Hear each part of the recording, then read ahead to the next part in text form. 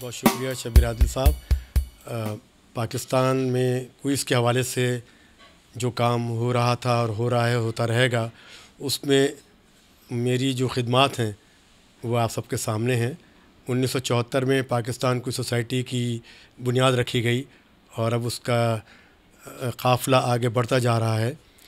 Pakistan quiz society ने 1974 से लेके और 1998 तक मुतादिद प्रोग्राम ऐसे किए जो अपनी इनफरादियत के एतबार से एक अहम मुकाम रखते हैं, जिसमें ख़वातीन का आलमी साल, बच्चों का आलमी साल, नौजवानों का आलमी साल, नाबीनाओं का आलमी साल और इस तरह से बहुत इवेंट ऐसे हुए जो अपनी मिसाल आप हैं।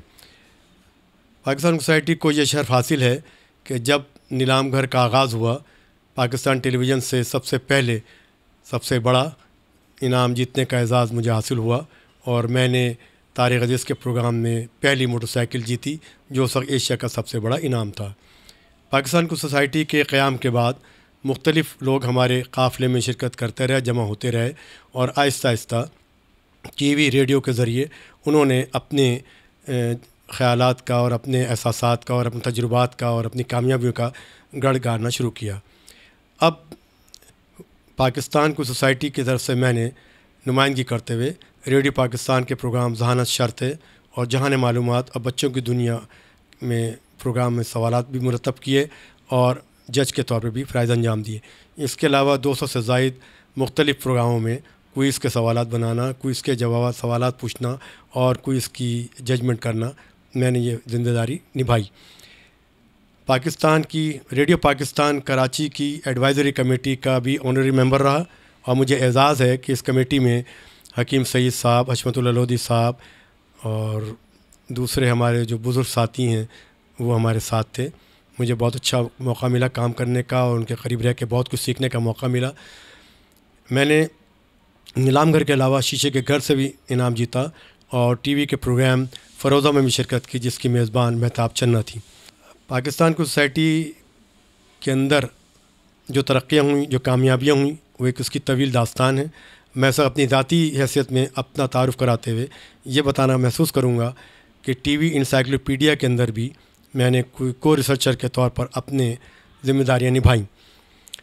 पाकिस्तान सोसाइटी की जानिब से सवाल जवाबात पर मुश्तमिल कुछ किताबें भी लिखीं, जिसमें मालूमात निस्वां, क्रिकेट क्विज़ और कायदे मिलत क्विज़ के हवाले से मेरी एक पहचान दुनिया के सामने आई। मेरी कोशिश ये रही कि मैं इल्म के इजाफ़े के लिए और क्विज़ के फ़रोग़ के लिए जितना हो सकता है अपनी तरफ से प्रोग्राम पेश करता रहूं और उनको दामे दरफ़ उसमें कामयाबी दिलाता रहूं। मेरे साथ जिन साथियों ने बहुत ताउन किया उसमें जावेद रज़ा, अकील अब्बास जाफ़री, ताहिर हबीब, मीर हुसैन अली इमाम, आरिफ मुस्तफ़ा, सुहैल अहमद सिद्दीक़ी, सईद अहमद सईद और इतने सारे नाम हैं, अगर मैं गिनवाना शुरू करूँ तो यह प्रोग्राम के लिए बहुत मुख्तसर होगा। लेकिन मैं उन सब का शुक्रिया अदा करता हूँ जिन्होंने पाकिस्तान सोसाइटी का साथ दिया और आज तक दे रहे हैं और उम्मीद है कि आइंदा भी मेरा साथ देते रहेंगे।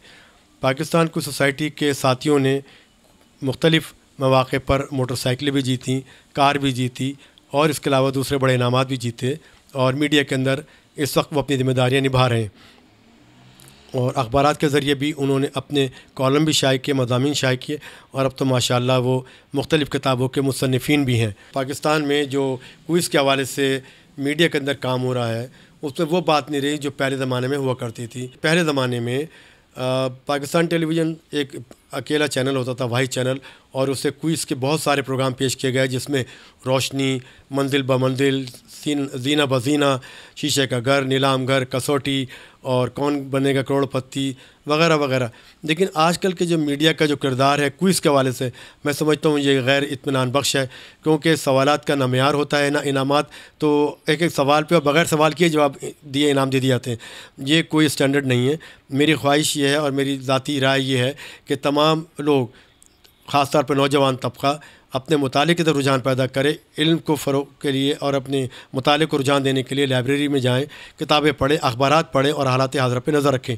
और प्रोग्राम की नोयत ऐसी होनी चाहिए कि सवालात अच्छे पूछे जाएँ, मेयारी पूछे जाएँ और उनके ऊपर इनामात दिए जाएँ तो ज़्यादा बेहतर होगा।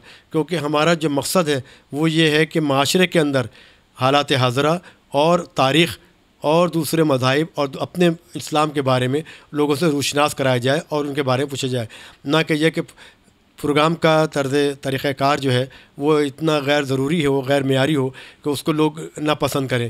پسندیدگی کا اظہار جو ہے اور انحصار جو ہے اور کامیابی کا انحصار سوالات کے اسٹینڈرڈ پہ ہے.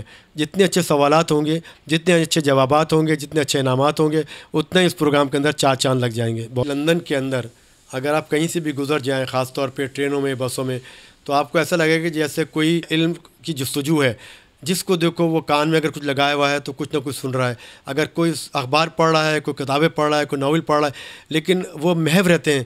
اور میں نے اس چیز سے اندازہ لگایا کہ اگر آپ کتب بینی کریں گے، کتابوں کا مطالعہ کریں گے، تو آپ کے اندر نہ صرف یہ کہ ذوق شوق پیدا ہوگا بلکہ علم میں اضافہ ہوگا. اور کتاب جو ہے وہ ہماری ایک ایسی چیز، کتاب کا مطالعہ یا کتاب رکھنا ایک ایسی چیز ہے جو ایک سرمایہ ہے.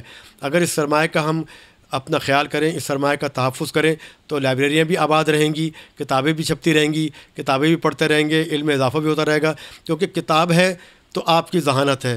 کتاب سے ہی آپ اسکول میں پڑھتے ہیں، کالج میں پڑھتے ہیں.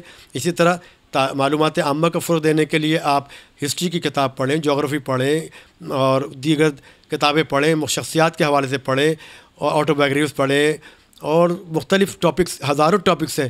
اور اگر وہ بھی نہ ہو تو آپ ای بکس پڑھیں.